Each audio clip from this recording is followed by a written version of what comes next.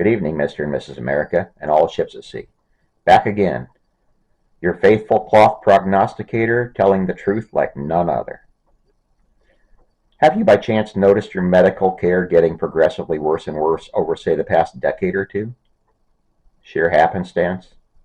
Think again. Viewers, we are witnessing the evidence all around us of myriad crimes and racketeering at the hands of the modern medical mafia, or Triple M. This is a cartel with further reach and influence than probably only a few evil regimes over the course of human history, and one without any real opposition within the supposedly land of the free and the home of the brave. This has by no means come upon us suddenly or without help. In fact, we now know that elected puppets from all political persuasions have played their parts in the creation of this monster. This puppet has been collecting information on this crime cartel for quite some time now, and with the help of some viewer letters, is about to bust out some dark secrets and need exposed to the light. I also envision this being a multi-part expose of perhaps the largest crime spree ever perpetrated upon the American public. More videos on this topic will follow, as it is too much to cover in one singular piece. Tony Fauci, there's a name. I will not go into many details about the man because I will assume that those watching already have heard his story. Wuhan wet market. What a farce.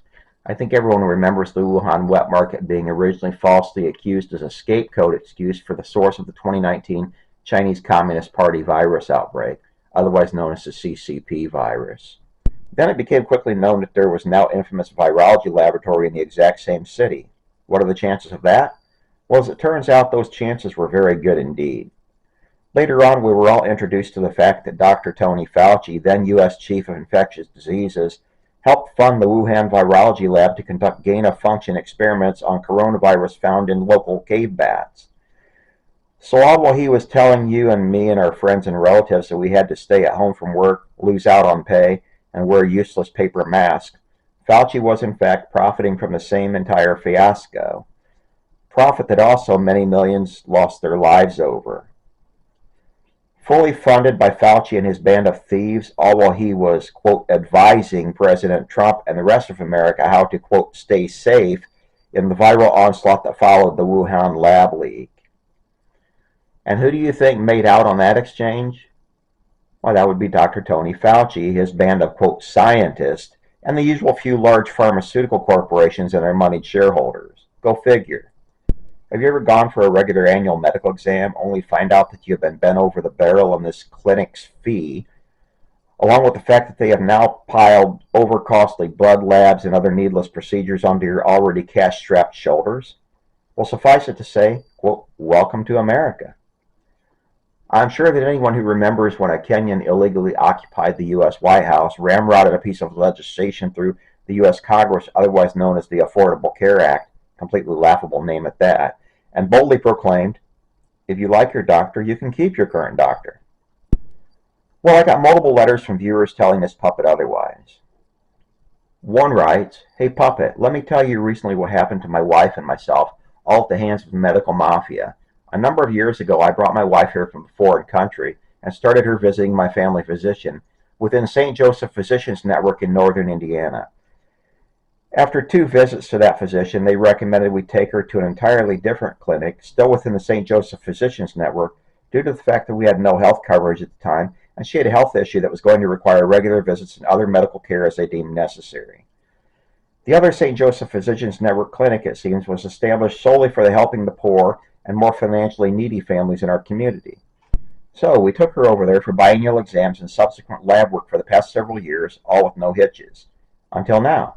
You see, we acquired a health plan through the Affordable Care Act exchange a year ago, and this particular clinic did not accept their payments or service rendered. The ACA plan was what is called a high deductible plan, whereby we each had an annual deductible to cover of $7,500, with effectively rendered this Affordable Care Act plan as catastrophic coverage only.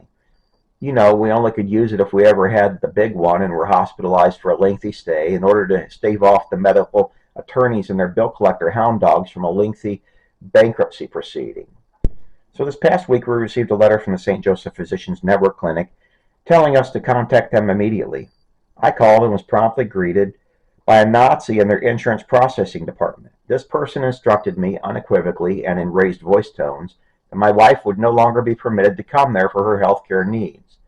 Suffice it to say, I was shocked and let this person know in no uncertain terms that her Stalinist Russia tactics were not appreciated in the slightest.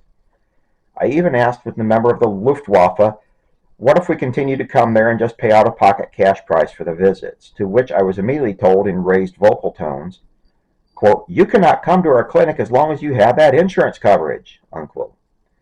And then the phone hung up on me. Please keep in mind, Puppet, that this is a Catholic, supposedly compassionate caring clinic telling my wife and me to this. Also remember Barack Obama's promise of, quote, if you like your doctor, you'll be able to keep your doctor, period. If you like your healthcare plan, you'll be able to keep your healthcare plan, period. Well, you can now throw that in the garbage where it belongs. Now we are forced to find her a new physician because a, quote, kind, caring, compassionate Catholic clinic threw her out onto the street. Yet, my viewers, and this is only one of the more than a few tales I have been told just like it. Also worth noting is that Catholic and Jewish organizations effectively control the healthcare of hospitals, physicians, and clinic networks in many major metropolitan U.S. markets, all while treating people who are not members of their religious beliefs in subpar fashion or simply charging them far more for the same procedures and treatment regimens. Yep, it happens daily. Now, friends, family, and supporters, we need to discuss the modern penal colony culture of the United States and exactly how the medical mafia feeds that nefarious system. Years ago, nearly every county and state within the United States had a sanitarium. These were hospitals for those with chemical imbalances. Some will say those are really spiritual issues or caused by hanging out in wrong circles. However you choose to slice it, people suffering with mental issues had help close to home. Then counties and states chose to waste their dollars on projects like roundabouts or bicycle lanes instead, and allowed the mental health care clinics and hospitals to fall into disrepair and outright close altogether. Around the same time, the medical mafia decided that it would pump millions of more dollars into their coffers to up the prices on mental health care and its associated pharmaceuticals. Instead of being able to go to a local mental health clinic or sanitarium for help, people suffering chronic depression or schizophrenia were now forced to see their overpriced family doctor, who far too often had zero experience treating mental illness, and then the prisons began to fill up all the more. You see, many who suffer with mental illness already fall into lower economic classes, largely due to their inability to hold down regular jobs consistently. And so what does a compassionate healthcare system do with its most vulnerable citizens? Why, of course, send them off to prisons and tend to begin where many who previously could be treated and returned to productive lives would now be incarcerated and strapped with stigma of lifelong criminal records instead. You think this puppet is far off base in saying that? Look it up for yourself, viewers. I'm going to take these actions with the mafia even a step further. You're keenly aware of the increasing occurrences and severity of school shootings and employees going postal over the past few decades. Chalk a large part of that trend up to the destruction of the mental health care system in the United States of America by the modern medical mafia. My loyal viewers, these are only a few accounts from the vast sea of the medical mafia crimes. I will follow with more in the near future on this highly neglected topic.